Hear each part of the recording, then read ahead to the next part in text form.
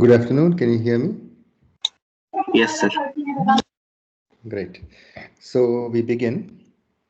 The last time we looked at spectral norm and some of its and spectral radius um, and some DIUS and some of their properties. And we started discussing about the error in inverses. So today we will continue the discussion about the error in computing matrix inversions, and we'll also talk about the errors in solving systems of linear equations. So just to recap,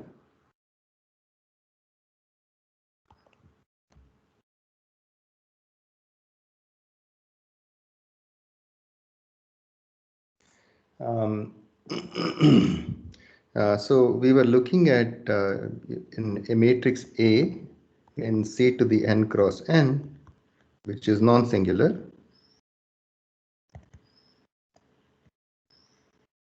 And we want to compute A inverse. So A inverse exists. But because of various reasons, we don't end up computing A inverse. Instead, we compute, instead of A inverse, we compute Sir, your voice is breaking. A plus E inverse. Yeah, I understand if my voice is breaking, but I think I'm connected to the IACW LAN. So this is the best connection I can get. So, no, sir, your voice is okay actually. Maybe he might be. Sir, voice is okay. Okay, thanks. Yeah, this is the best network I can get, so I can't really do much more than this. So yeah, so we were looking at the error, which is equal to A inverse minus A plus E inverse. Okay, and we wanted to sort of get a feel for how this error, how big this error can be. And we did some algebraic manipulations, which I won't repeat again today. You can go back and look at the notes from the previous class. But what we showed is that if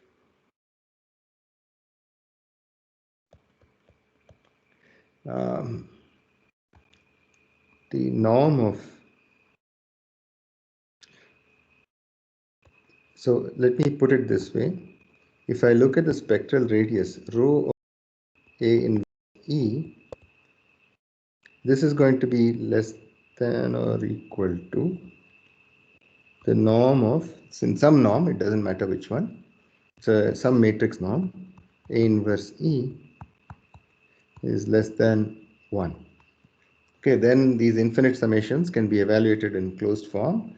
And so we showed that the norm of A inverse minus A plus E inverse can be written as the norm of the summation k equal to 1 to infinity, because the first term drops off because it cancels with this A inverse term, minus 1 power k plus 1 times A inverse E power k times A inverse.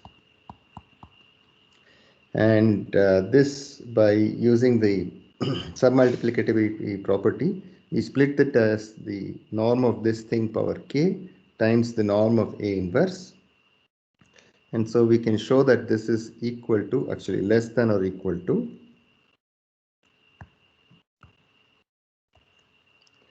norm of A inverse E divided by 1 minus norm of A inverse E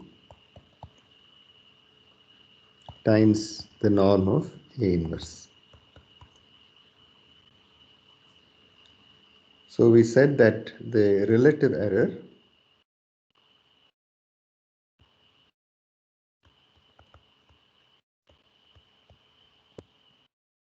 which we defined to be norm of A inverse minus A plus E inverse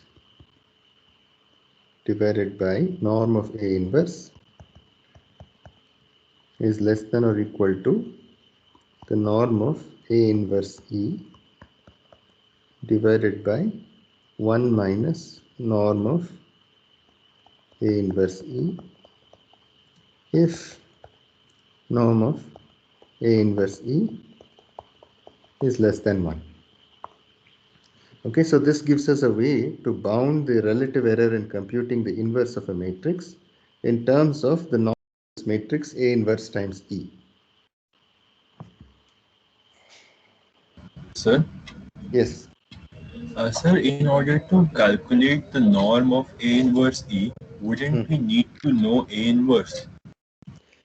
You would need to know A inverse and E. So as written, it's not very useful. So it will be useful if there is some way you can, in some independent manner, obtain a bound on the norm of A inverse E. So, for example, we have a row of A inverse E is less than or equal to the norm of A E, which can be further bounded as the norm of A inverse times the norm of E. And suppose this was also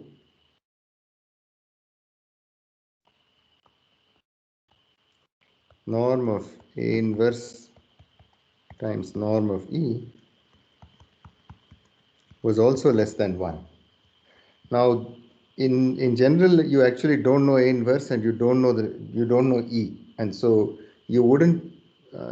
But then if you have some other way of obtaining a bound on the norm of A inverse and the norm of E, then you can find their product and utilize something like this. Yeah, but this is the nature of the results in a lot of the error analysis, where it gives you a way to bound the error, at least when you know what is the error matrix. So, for example, if you are doing quantization of the entries of A, then you do know what the quantization error matrix is. And so if you knew the correct A matrix and then you know the quantized A matrix, you know the quantized error matrix. The other way these things can be useful is if you know that the error matrix comes from a certain distribution, then you can look at what values this right hand side can take as you take different E matrices from that distribution and use that to obtain some kind of bounds on this. So you'll have to bring in probability on top of this and say what is this bound? Can this bound be shown to be less than something with high probability over all possible E matrices? So you will have to use those kind of techniques to further make these useful. But if this is also less than 1, then we can simplify this further. See, this is this norm of A inverse times norm E is something that's bigger than this. So if I substitute norm of A inverse times norm E over here, it only makes the numerator bigger. It only makes the denominator smaller. So it makes this overall ratio actually bigger. And so we have that norm of A inverse minus A plus E inverse divided by norm of A inverse is less than or equal to norm of A inverse times norm of E divided by 1 minus norm of A inverse times norm of E.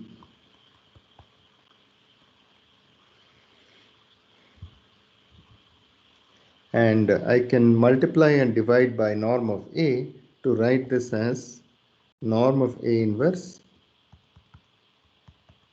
times norm of A times norm of E divided by norm of A divided by 1 minus norm of A inverse norm of A times the same thing, norm of E divided by norm of A.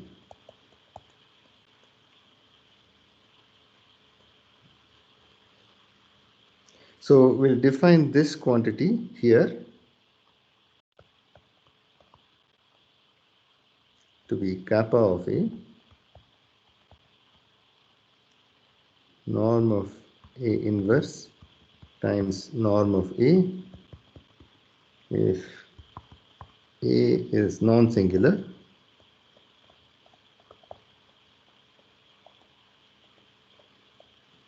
and infinity if A is singular.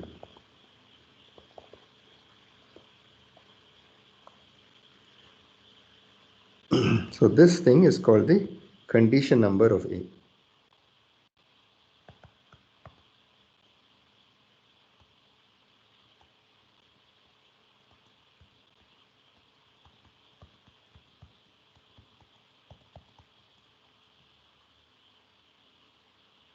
Okay.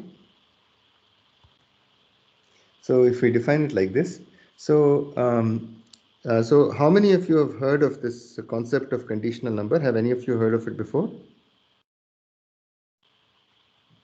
So it was discussed in the last tutorial. Ah, very good. Okay. But other than that, in your undergraduate program, had any of you heard of the condition number of a matrix?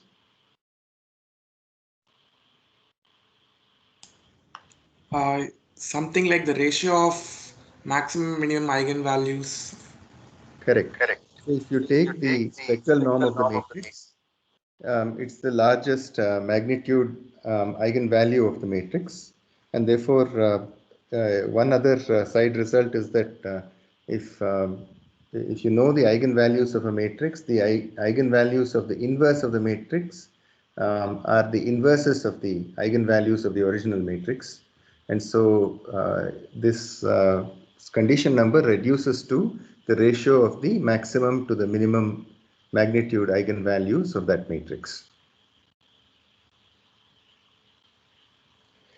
So yes, so yeah, so this is called the condition number, and note that if we consider this condition number k of A, this is for an invertible matrix, it's the norm of A inverse. So but the more general definition is valid for any norm, it's specific to the norm. So depending on which norm you choose here, you will get different values for this condition number. And this norm that you're choosing here is the norm under which relative error over here. So this is norm of A times the norm of A inverse, which is greater than or equal to the norm of A inverse A. This is just submultiplicativity, which is equal to the norm of the identity matrix. And we know that for any matrix norm, this is greater than or equal to 1. So the condition number for any matrix A is going to be a number which is greater than or equal to 1 for any matrix norm. And further, because it's lower bounded by 1, k of A, even though it's mapping a matrix to the real line, can never be a matrix norm, because k of A equal to 0 will never happen, and so it will never satisfy this positivity constraint. Okay. So what is the, so for in particular, if I take the all zero matrix, what is its condition number?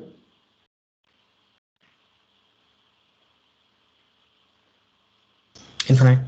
Infinity, correct. So thus we have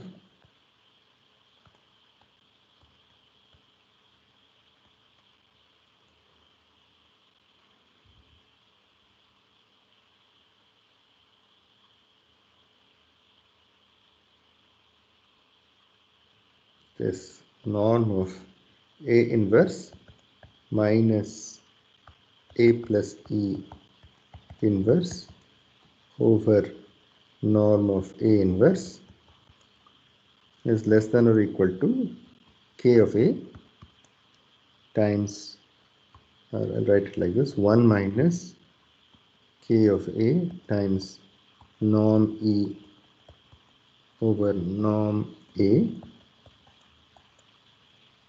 times norm E over norm A. So from this we can see a lot of interesting properties. So for example, if this number is small, then we can neglect this term here. It need not be a lower bound anymore because then you're making this thing smaller, but assuming that this is small enough that neglecting it does not break this upper bound, you have kappa of A times norm E over norm A, which means that this K of A, or the condition number of A, it represents it allows you to bound the relative error in computing the inverse in terms of the relative error the in the matrix A itself. Okay, and if K of A is close to 1, that is, it is small, then we say that the matrix A is a well-conditioned matrix because it only amplifies the norm E over norm A by a small amount when you compute the inverse. Whereas if K of A is a large number, the matrix A is ill conditioned and or poorly conditioned, and it can lead to potentially a large increase in the relative error, or a large value of the relative error in computing the inverse even for small perturbation E. So I'll just mention these keywords that I dropped. Small K of A,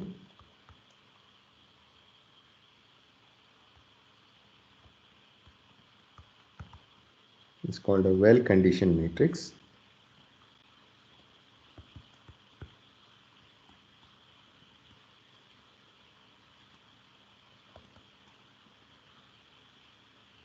Large K of A, say that it's an ill-conditioned matrix.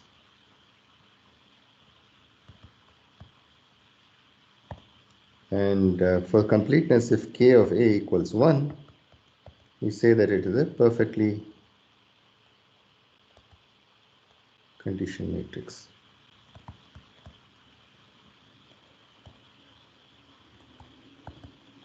So what is an example of a perfectly conditioned matrix? Identity. Yes. How about unitary matrices? Are they perfectly conditioned?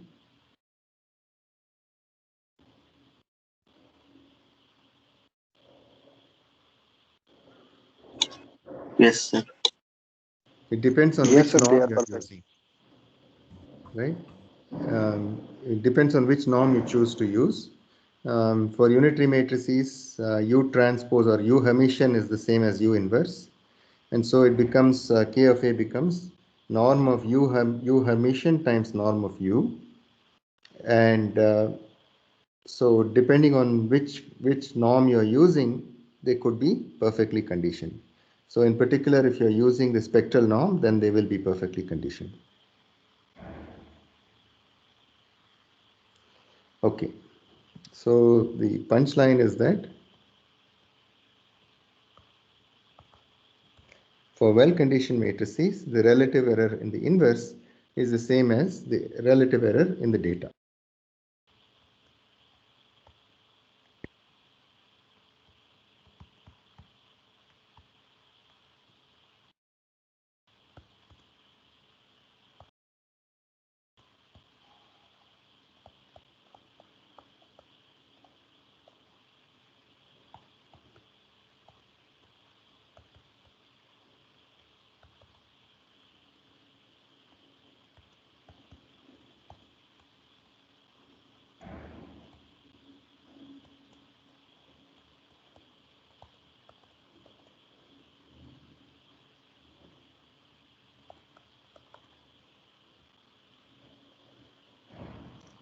Okay. Now, one other property of the condition number is that if you take the product of two matrices, this condition number is less than or equal to the product of the two condition numbers. That's simply because the left hand side is norm of AB times the norm of AB inverse, which is less than or equal to, now I just use submultiplicativity, norm of A times norm of B times norm of A inverse times norm of B inverse. Okay.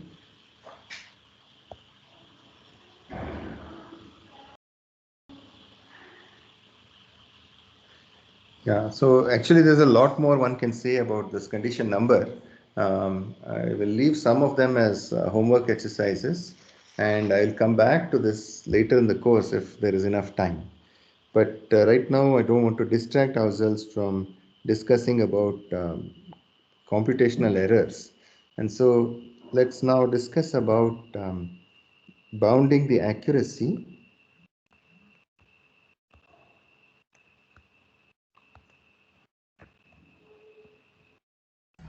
Sir?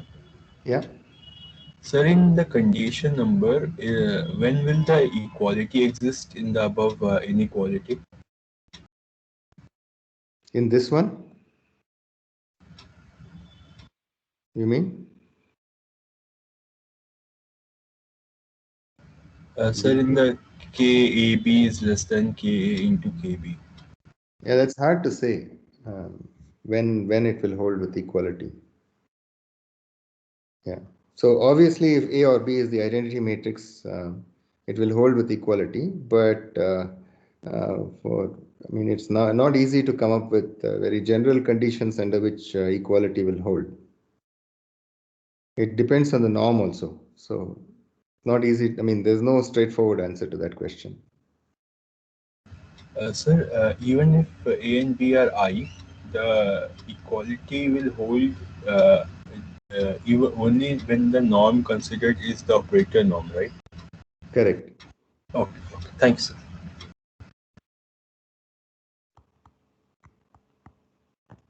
So another very, very important use of linear algebra is in solving systems of linear equations. And so if you're trying to solve the system of linear equations Ax equals B, so let us consider a square system for now. Okay.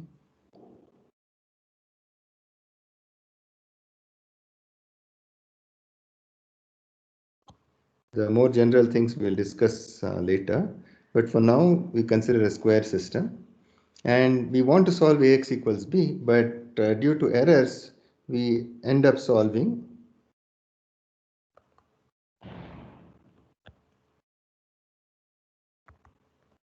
a nearby system of equations, say A plus E x equals B.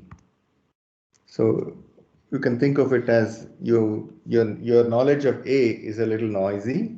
So you had A plus E in your hand, and then you solved A plus E times x equals B, and let's say you got a solution x hat. And what the question is, what can we say about the error is x minus x hat? Okay, so what can we say about this? So once again, if E is the entries of E, okay, so if the entries of E are small enough,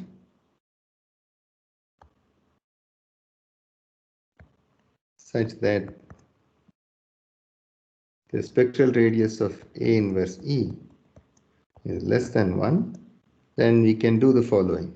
We can follow an approach quite similar to what we just did, and we can write x minus x hat is equal to x is B, and x hat is A plus E inverse B, which is then equal to A inverse minus A plus E inverse times B. And now we see that this matrix is exactly the same form as what we saw in computing the errors in inverses. And so we can use exactly the same approach and write this as sigma k equal to 1 to infinity minus 1 power k plus 1 A inverse E power k times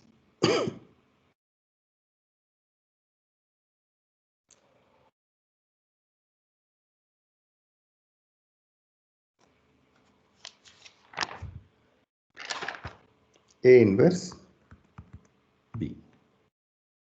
So there is this extra B factor that's coming in here. So I don't need this bracket open.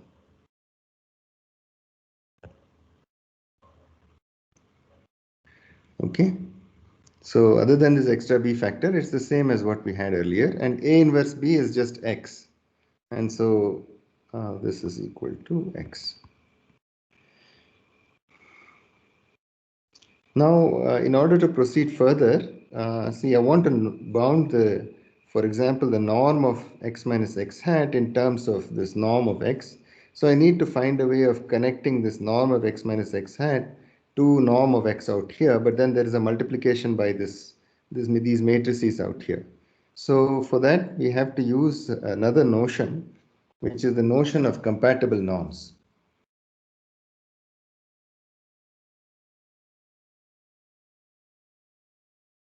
So here is the definition.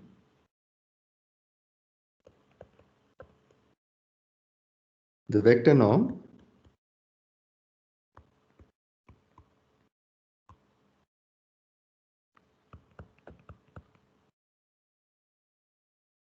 on C to the n is said to be compatible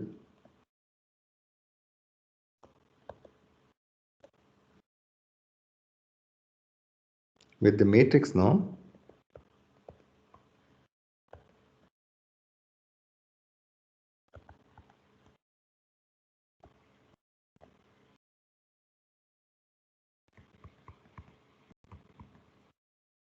on C to the n cross n if given A in C to the n cross n,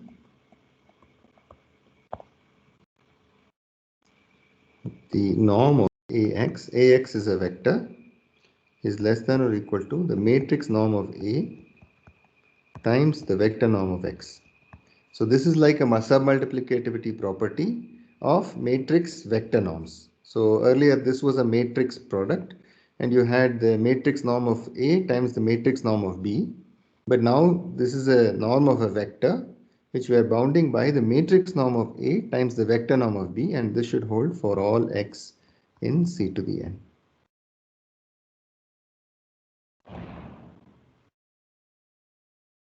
Okay, then we have the following result. So the question is, are there such things as compatible norms? It turns out that any induced norm is compatible with the vector norm that induced the matrix norm, and this is a small exercise that you can show.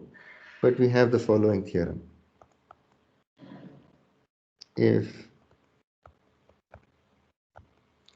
is a matrix norm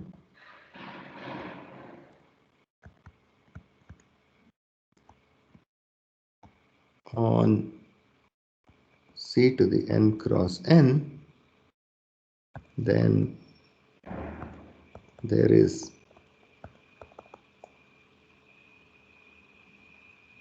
some vector norm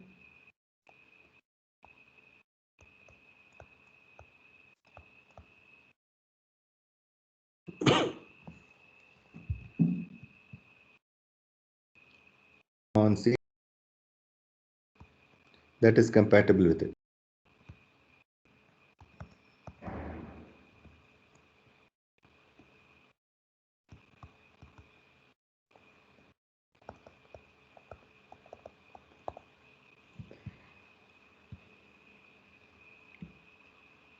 Okay, so there is always going to be one that is compatible with it. So how do you show this?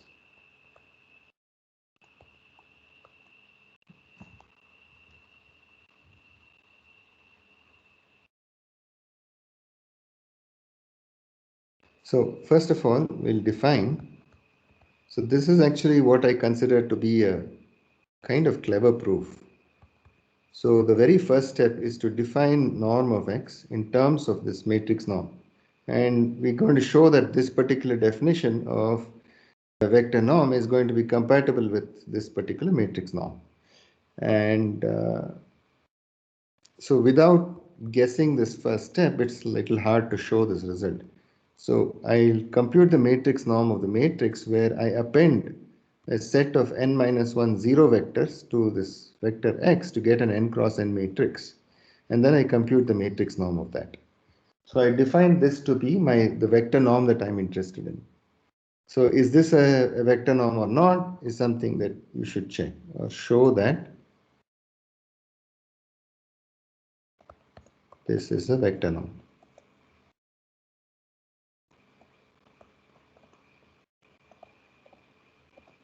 So it basically inherits all the properties of the matrix norm, and all you need to do is to show that because it's inheriting these properties of the matrix norm, it's a positivity, homogeneity, and triangle inequality.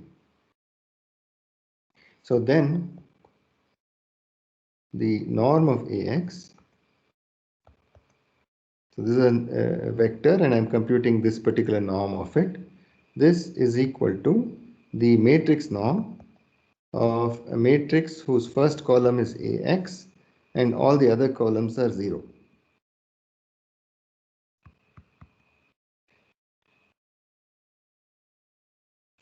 Which is equal to, now because these columns are 0, I can actually pull out an A and write this to be A times X 0 0.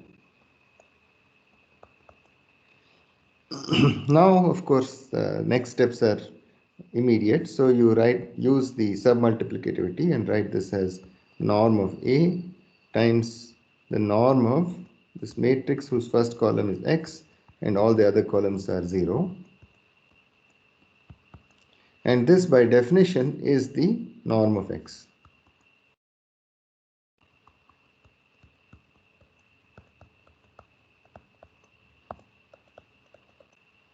Okay, so that shows that norm of, so there is always going to be a vector norm that is compatible with the matrix norm.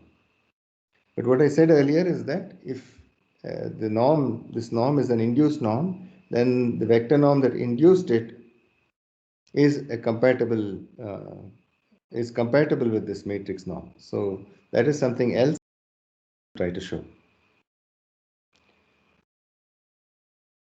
Okay, so based on this, we were looking at the norm of, so to continue,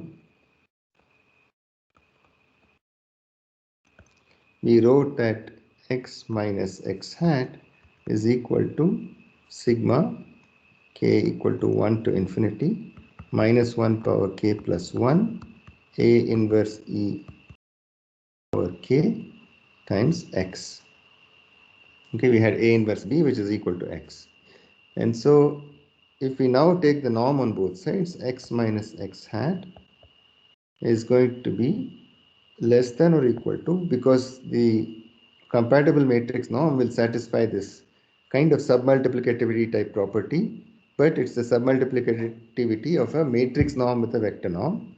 And then I'll further use submultiplicativity to simplify a inverse e power k. So k equal to 1 to infinity. Minus 1 magnitude is equal to 1, so I can just drop that term. Norm of a inverse e power k times norm of x. And if the norm of a inverse e is less than 1, then this the right hand side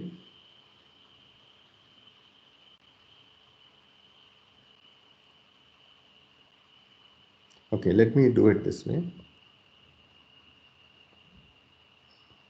This is going to be equal to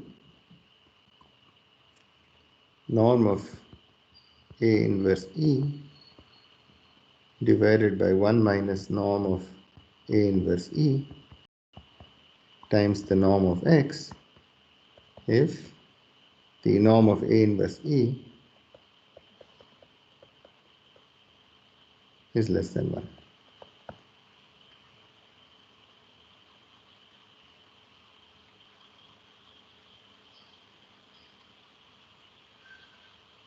So we taking this norm x to the other side, we have that norm of x minus x hat over norm of x is less than or equal to norm of A inverse E over 1 minus norm of A inverse E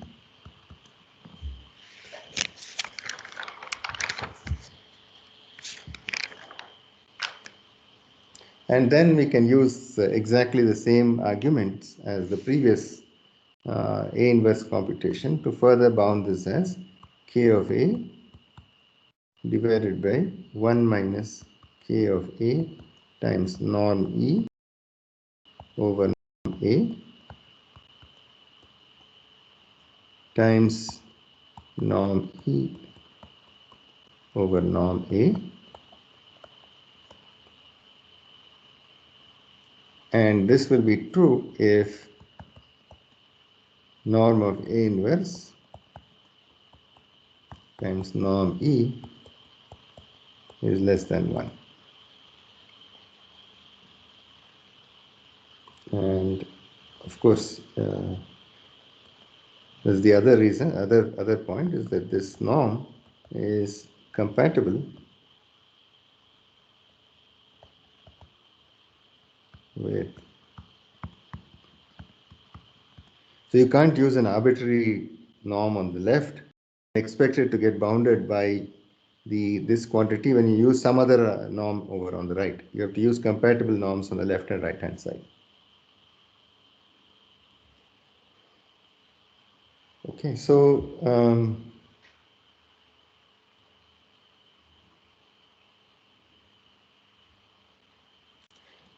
so we looked at basically solving, I mean we've solved A plus E inverse x hat equal to B, but in fact there could be errors on in the right hand side in measuring B also. This basically represents that you don't have exact knowledge of A, but if there is error in B also, I can write this as B plus some error vector E, small e. And then using the same procedure as earlier, we can write norm of x minus x hat over norm of x is less than or equal to K of A divided by 1 minus K of A times norm E over norm A times norm E over norm A plus K of A over 1 minus same thing K of A norm E over norm A times norm E over norm B. So this K of A appears in both the terms. So this is true if norm A inverse times norm E, we didn't make any new assumptions here, is less than 1, and this 2 bars is compatible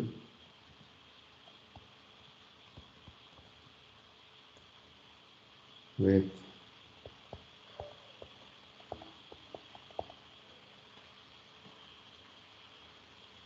so the punchline here is that the left hand side here is the relative error in the solution, and that is equal to the sum of two terms.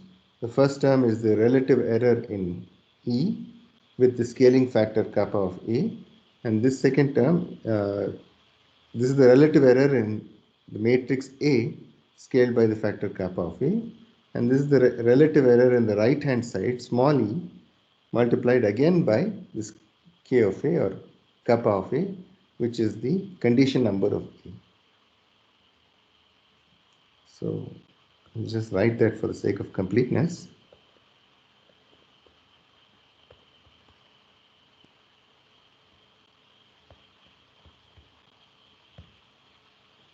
Less than or equal to the relative error due to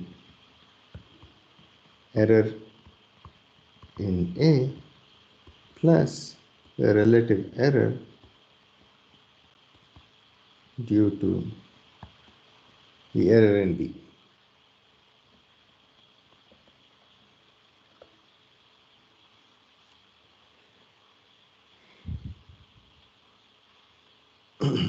And notice that these bounds, okay, they don't directly involve x hat, the solution that you found.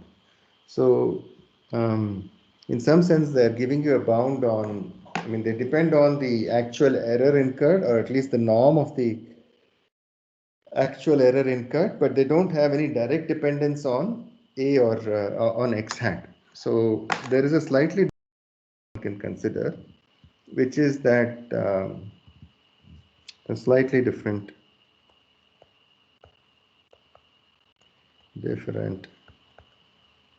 viewpoint,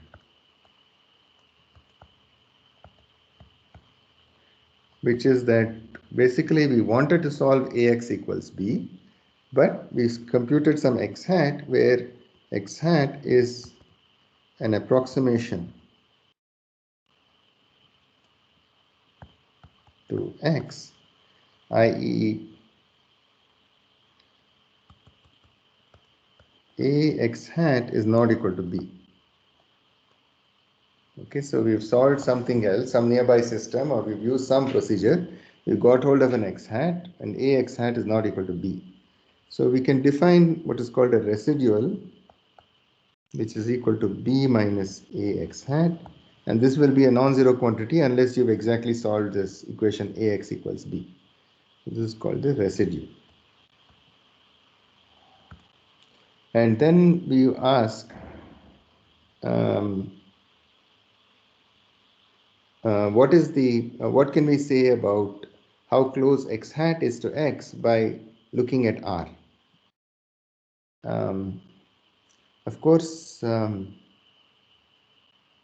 Ax hat is B minus R. We will see. So if I compute A inverse R, that gives me A inverse times R is B minus Ax hat, which is equal to A inverse B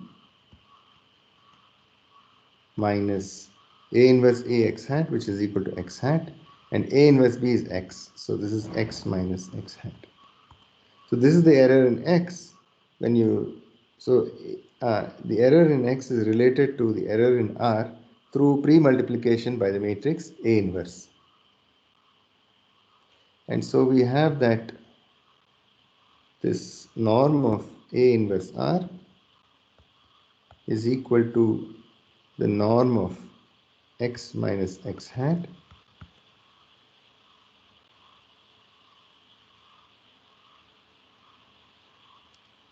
okay, and so if this 3 bars is a compatible matrix norm,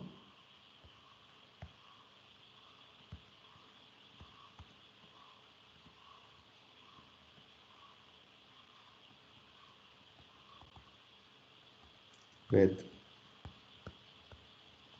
2 bars vector norm, then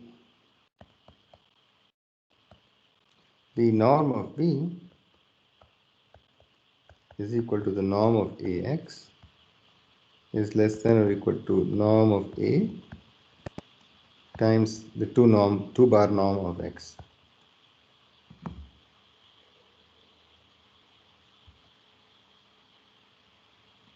Which then means this quantity, the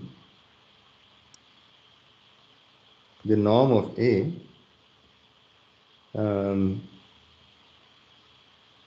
times the norm of x over norm of b is greater than or equal to 1 if b is not equal to 0. So if as long as you're not solving a homogeneous set of linear equations, b is not equal to 0, then we can have such a bound like this. And then because of this, if I look at norm of x minus x hat, this is less than or equal to the norm of A inverse R, which is less than or equal to norm of A times norm of x divided by norm of B times the norm of A inverse times the norm of R, which then in turn is equal to K of A times norm of R over norm of B times the norm of x. So basically, Sir, shouldn't norm of x minus x hat be equal to the norm of A inverse R? correct. So they're equal, but just for the sake of writing an inequality, I write it. It's also less than or equal to. So I wrote that here, I think. So norm of A inverse R is equal to the norm of x minus x hat. But this is also true, although I'm loosening it a bit, but I can also write it this way. So if B is not equal to 0, then the relative error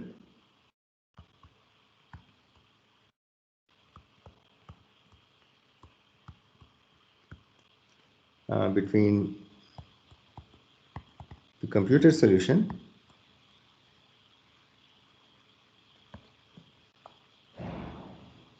x hat and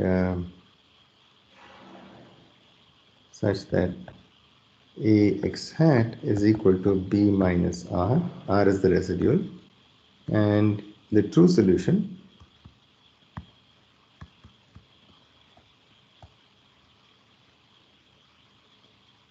x, which is such that Ax equals B, satisfies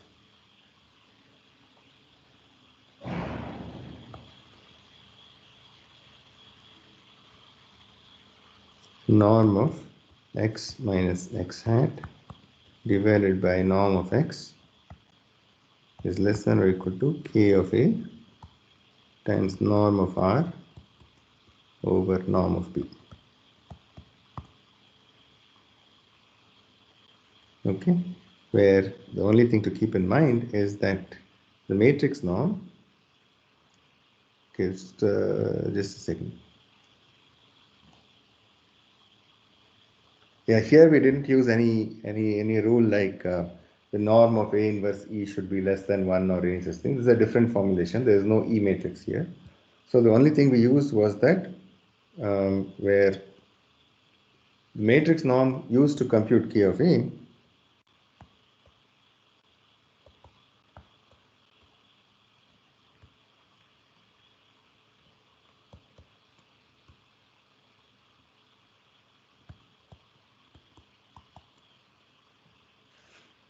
is compatible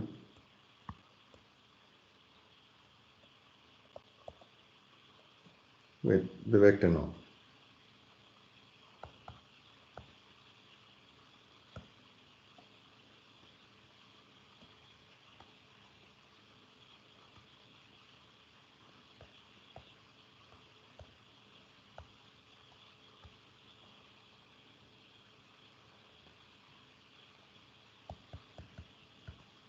So, but anyway, the thing is that again it brings out the fact that well-conditioned are good matrices because the amplification to the relative error in B is going to be small. But if the matrix is ill-conditioned, it is possible that the relative error, the relative error in x hat can be large, much larger than the error in relative error in the residue. So you may think that you've solved it very accurately because Ax hat is very close to B, but the error in X hat itself could be much larger than that if the matrix is poorly conditioned.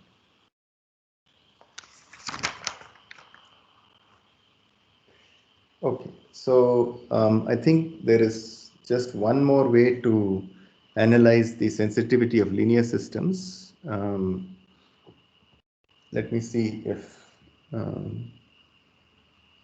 I can cover that today.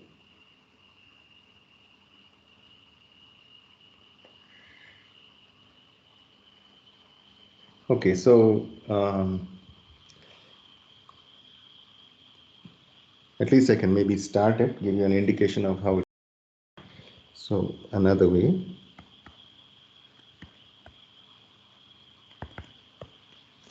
So the way it works is like this. So we consider a perturbed system, and so let epsilon be some small number greater than 0, and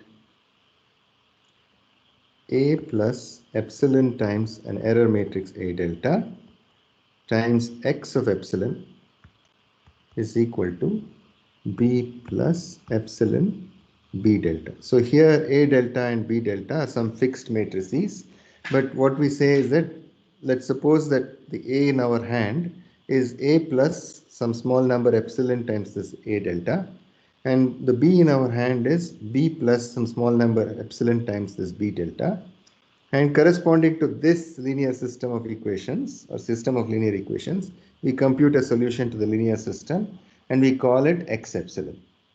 And now we can try to look at how close x epsilon will be to x as epsilon starts becoming smaller and smaller. So that means that we are perturbing this matrix by a smaller coefficient times this A delta, and we are perturbing the observations B by a smaller and smaller coefficient times this B delta, and we want to know if very small perturbations can lead to large errors in x, that is x epsilon minus x is going to be a big number still. So now there is a scalar epsilon throughout this thing, so we can actually differentiate this with respect to epsilon.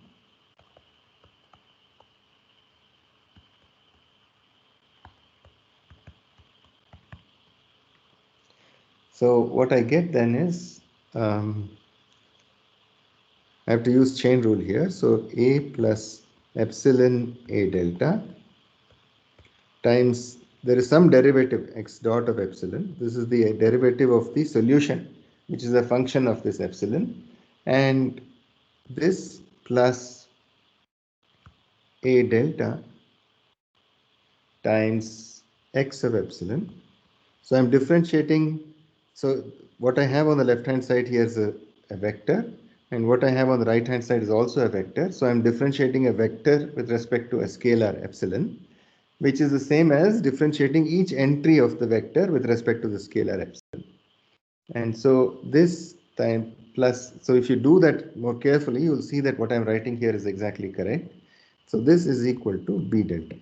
So for example, if I take the ith component of this and differentiate it with respect to epsilon, the ith component is Bi plus epsilon B delta I. And if I differentiate that with respect to epsilon, I'll get B delta I. And so that's why this whole vector on the right hand side is just B delta.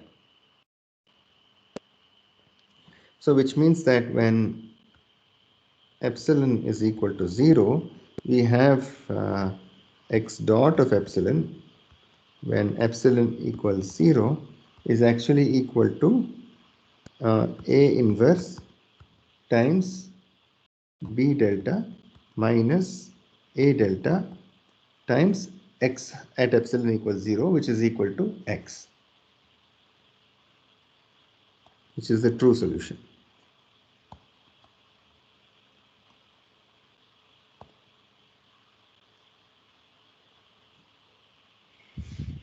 So we can use this derivative to expand x of epsilon in a Taylor series around 0. So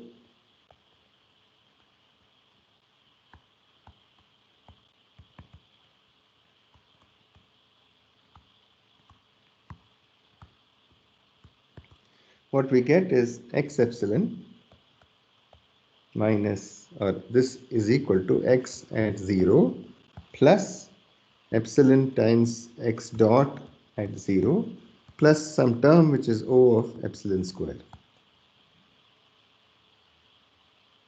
So we have that x of epsilon minus x of 0, which is actually equal to x, is equal to epsilon x dot of 0, which is A inverse B delta minus A delta x. Then plus this second order term O of epsilon square. So then we have that norm of x epsilon minus x is equal to the norm of this quantity, which I will use again triangle inequality, or actually this O of epsilon squared, when I write it like this is a vector whose entries are all scaling with scaling down as epsilon squared. And so when I take this triangle inequality on it, I'll get the norm of O of epsilon squared, and the norm of a vector whose entries are all of order epsilon squared is also of order epsilon squared. And so this actually is less than or equal to the norm of epsilon A inverse B delta minus A delta x plus a term that is still O of epsilon square. And now again we will consider compatible norms.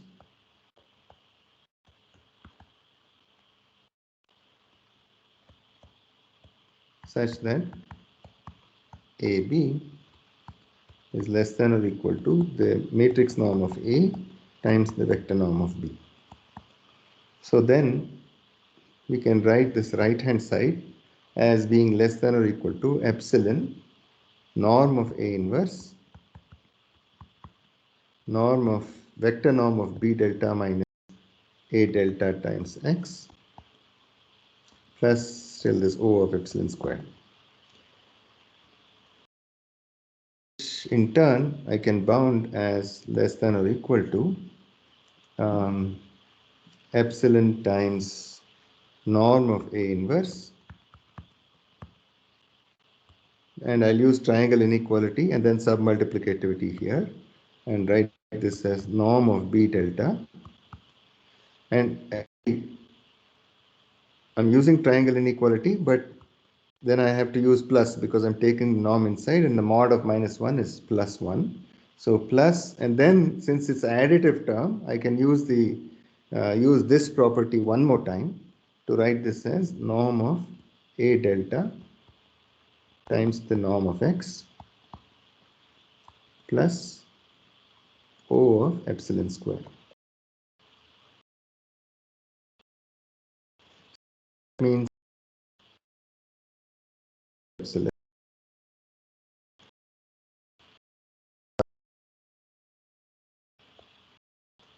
is less than or equal to, and as usual I can insert, multiply and divide by norm of A, epsilon times norm of A inverse times norm of A times B delta. So I have to divide by norm of A, so norm of B delta divided by norm of A times, there is a norm x from here, so divided by norm of x plus the norm of A delta. The norm of x cancels, but I will be left with the norm of A sitting here. Again plus O of epsilon square. Dividing by norm of A and norm of x doesn't change the epsilon dependency here. And so this in turn, so basically again use this compatible norm thing. So Ax equals B implies norm of B is less than or equal to the matrix norm of A times the vector norm of x. So this is a bigger number. So if I replace the denominator here with norm of B, that will only increase this quantity. So my bound is not affected. So the this x of epsilon minus x over norm of x is less than or equal to epsilon. This quantity here is k of a times norm of b delta over norm of b plus norm of a delta over norm of a plus O of epsilon square. So this is nice. You can see that it's showing how, whoops, it's showing how the relative error in x of epsilon is related to the, oops, something happened. I'll fix that. And what happened here? Here we go. Okay, so yeah.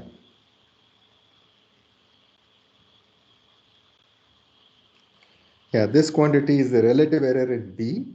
This quantity is the relative error in A. And this is the condition number. And so it's showing how the relative error in the solution depends on the condition number times the relative error in B plus the relative error in A times this epsilon itself. Okay, so we'll stop here for today and continue on Wednesday.